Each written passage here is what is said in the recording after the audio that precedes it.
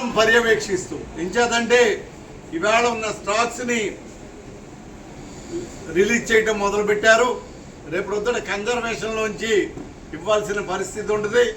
అలాంటి పరిస్థితుల్లో కూడా మరి ఏదైతే పర్యవేక్షణ అన్నది చాలా ముఖ్యం, అందులో కూడా ఎవరి యొక్క ప్రమేయం లేకుండా ఒక డిస్ట్రిక్ట్ లెవెల్ కమిటీ అని చెప్పి డిఎల్సీలని వాటిని వేసి ఓ ప్రక్కన కలెక్టర్ కానీ అలాగే డివిజన్కి వచ్చేసరికి ఆర్డీఓ వీళ్ళంతా కూడా కమిటీలో ఉండి మైనింగ్ వాళ్ళు ఉండి వీటిని పర్యవేక్షిస్తూ ఉంటారు నిరంతరం అని చెప్పి మనం చేస్తూ ఉన్నాం.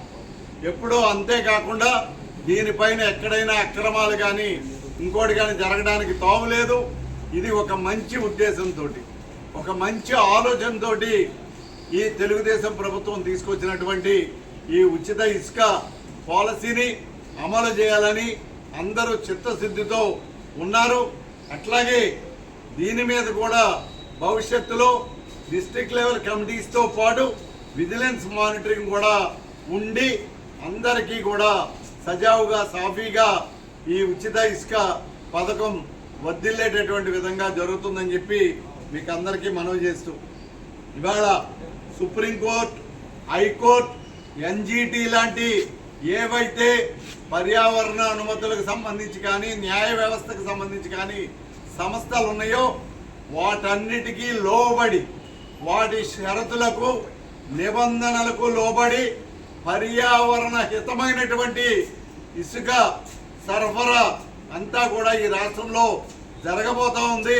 మానవాళి మనుగడకి ఎలాంటి అడ్డంకులు అవరోధాలు లేనటువంటి విధానాన్ని భవిష్యత్తులో ఈ ప్రభుత్వం అమలు చేయబోతా ఉందని చెప్పి మనం చేస్తూ జిల్లాల స్థాయిలో స్టాండ్ కమిటీలు ఏర్పాటు చేసి అటు కలెక్టర్, ఇటు జాయింట్ కలెక్టర్, ఆర్డీఓ, మైనింగ్ అధికారులు అలాగే వీరితో పాటు నిరంతరం విజిలెన్స్ మానిటరింగ్ తోటి ఈ కార్యక్రమం అంతా జరగబోతా ఉందని చెప్పి మనం చేస్తూ నెల రోజులు తిరగకుండా ఉచిత ఇసుక పాలసీయే కాదు, మనం ఈ నెల రోజుల్లోనే ప్రజాప్రభుత్వం అంటే ఏం చేస్తుందో మచ్చు తొలకగా కొన్ని అంశాలు ప్రభుత్వం ఏర్పడటంగానే ఇరిగేషన్ మీద ఓఎన్ఎం వర్క్స్ అన్నింటినీ కూడా శాంక్షన్ ఇచ్చి ఎక్కడికక్కడ ఇరిగేషన్లో కానీ డ్రైనేజ్ వ్యవస్థలో కానీ ఎక్కడ తూడున్నా ఎక్కడ సిల్ట్ ఉన్నా వాటన్నిటినీ తొలగించేటటువంటి విధంగా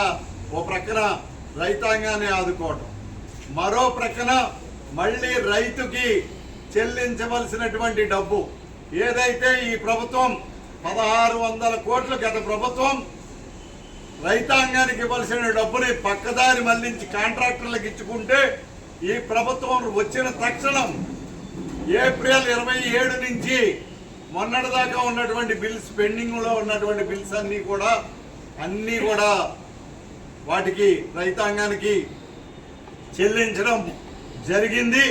ఇంకా కొద్దిగా ఏమైనా ఉంటే అవి కూడా క్లియర్ చేయటం మా యొక్క విధిగా ప్రభుత్వం భావిస్తూ ఉందని చెప్పి మనం చేస్తాం.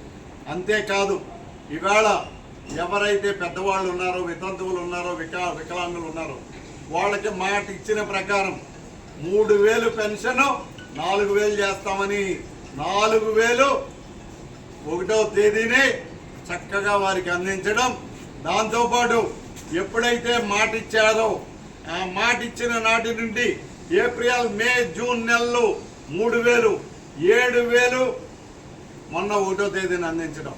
అలాగే పూర్తి స్థాయిలో వికలాంగులు కానీ లేకపోతే ఎవరైతే అనారోగ్యంతో బెడ్ రిడెన్ వ్యక్తులు ఉన్నారో వాళ్ళకి 5000 ఉండే పెన్షన్ని 15000 చేయటం. అట్లాగే ఎవరైతే వికలాంగులు ఉన్నారో వికలాంగులకి సంబంధించి 3000 పెన్షన్ని 6000 చేసి అందించడం. ఇది ప్రజాప్రభుత్వానికి ఓ ప్రక్కన సంక్షేమం, మరో ప్రక్కన అభివృద్ధి, మరో ప్రక్కన అవసరాలు, మరో ప్రక్కన సేవలు అన్నింటిలోనూ ఆలోచన కలిగినటువంటి ప్రభుత్వం ఈ ప్రభుత్వం.